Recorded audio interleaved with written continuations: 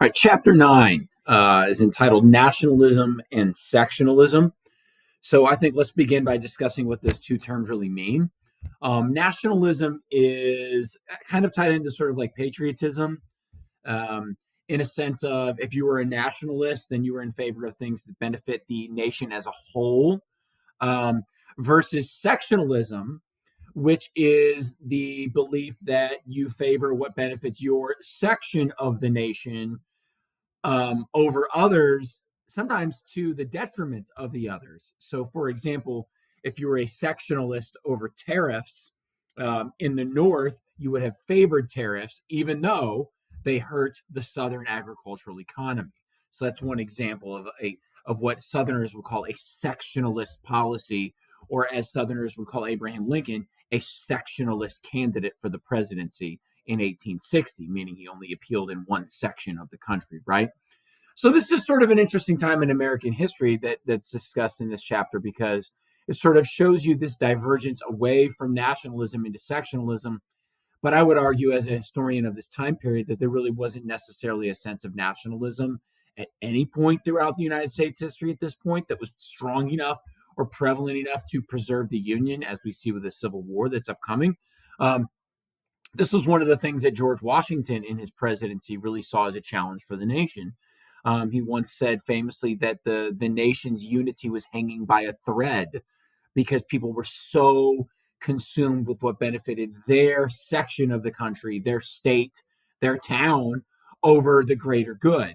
And this sort of goes back to Henry Clay's American system that we discussed in the previous chapter. That's also discussed in this chapter is Clay's naivete for feeling that he had a nationalist platform, this American system, that was unpopular for different reasons in almost every region and section of the nation, that somehow people would take this nationalist patriotic approach and say, you know what, I know the tariff hurts me, but it helps the majority of people, so I'm going to go ahead and support it, was just naive of him to think that a platform that was associated with him and with his political party would be nationally electable, led to him being a three-time loser for the presidency of the United States. And we look at that now and go, duh.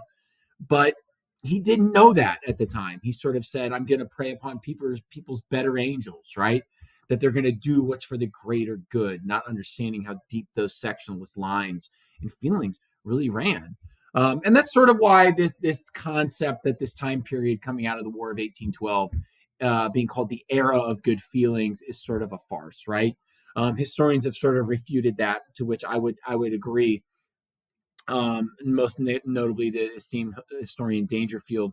But the issue here is, just because the Federalist Party in name had died out because of their opposition to the War of 1812 and their participation in the Hartford Convention, amongst other things that made them extremely unpopular amongst the majority, namely because the Jeffersonians, the Democratic Republicans, had basically turned the Federalists into the aristocratic plutocracy party, right?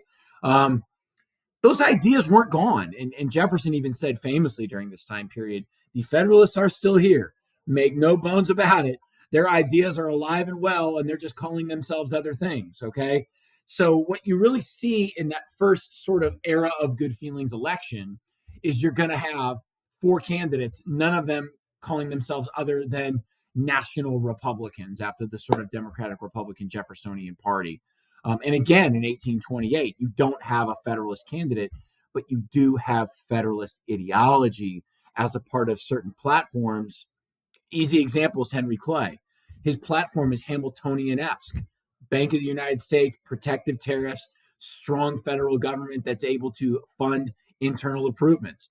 That's a Federalist. He's just not calling himself that because it's become political suicide, right? To say I'm a Federalist, which was synonymous with aristocracy, right? Which is, again, against the founding of this nation. So to go into some other specific things about this chapter, there's really one major event from the chapter that I want to discuss, and that is the Missouri Compromise. I think it's critical that you pull up a map from my PowerPoint on this time period to take a look at the Missouri Compromise map and that 3630 line that we'll talk about in a second. But nevertheless, Missouri was the first state that was going to be carved out of the Louisiana Purchase. It applies for statehood in 1819. Yes, I know Louisiana was formed before then. Louisiana had enough people to enter the Union as a state almost instantly. This was the first territory that was going to become a state that was going to be carved out of settlers, right?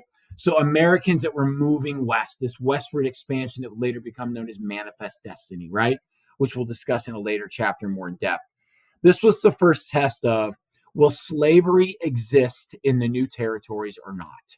And of course, you had this sectionalist divide with Southerners demanding that it's a right of every American. Slavery follows the flag, all of this nonsense. It's a state right. The state determines this, and the federal government stays out of it, right? And then you have Northerners who are arguing against the expansion of slavery. Um, some on the ideals that it's contrary to the founding principles of equality of all men, but not really at this point. And even there's not really a lot of people arguing that even until the 1850s, but nevertheless, this is about representation in Congress.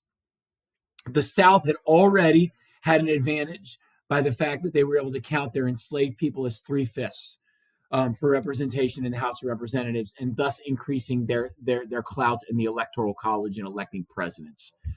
Northerners knew this. They saw this as undemocratic, and they were demanding that Missouri enter the Union as a free state.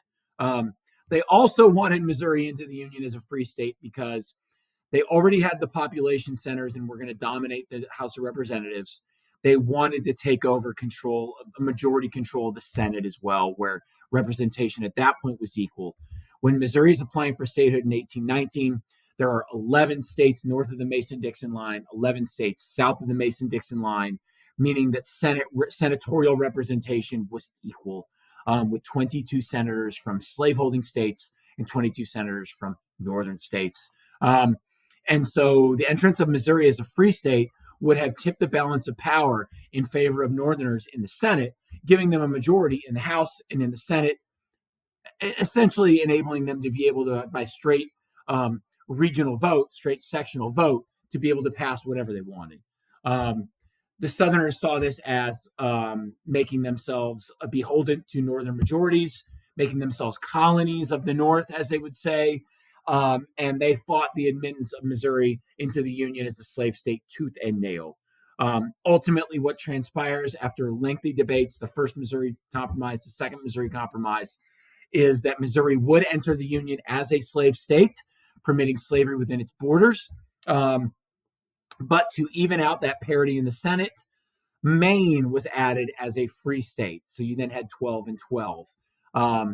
But the most controversial part of the Missouri Compromise, the third part, was, of course, the infamous Thomas Amendment, the banning of slavery in any future state that was carved out of the Louisiana Purchase north of the Missouri southern border on the map, which is located at 36 degrees latitude and 30 degrees longitude. This was the controversial part of the compromise because it essentially banned slavery from any of the future states that would be formed out of the vast majority of the Louisiana Purchase, thus giving the northern states a tremendous victory in what would become known as the Missouri Compromise. The only thing being, this compromise would not be upheld. Years later, Southerners would demand the permittance of slavery everywhere throughout the United States, and a compromise again would be made that would throw out the Missouri Compromise in the 1850s, but that comes later, just giving you a coming attractions there. This was a very controversial 2 years over the occurrence, the admittance of Missouri into the Union as either a slave or a free state. Thomas Jefferson, from retirement at Monticello, said, "This is the death knell of the Union." He predicted that this issue of slavery would be the issue that would kill the United States. It didn't take a genius to figure that out at that point, but certainly he had lived throughout the founding, the early republic, to then, this era of good feelings. And he said, this issue is not going away. People are becoming more and more impassioned about their side, whether they're right or wrong. Compromise is becoming more difficult to reach.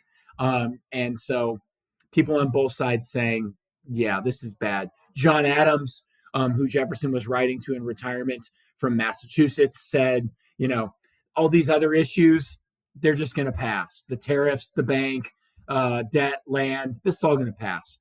But this issue, slavery, is like a breaker on a ship that could possibly capsize it, right?